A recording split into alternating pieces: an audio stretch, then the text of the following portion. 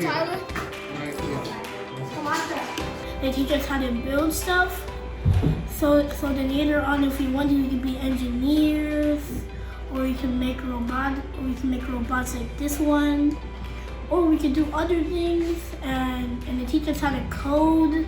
Whatever middle school or high school they move on to, hopefully they find the interest in any type of technology / robotics or coding. Now I have something to look forward to, so now I'm trying my best in doing my work. I like airplanes and ships, so I want to become a pilot. And the drone is really cool because it's light and it's easy to fly, and it can help me practice. Our children within Brownsville District 23, we want to make sure that they have the competitive edge. So these classes are really important in making sure that the children have multiple at-bats when it comes to learning.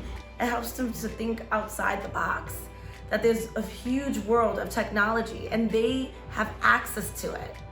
We wanted to ensure that children had exposure to STEM classes, and also having students being able to experience different avenues of computer science. This work is to support our future leaders, and they're ready for it.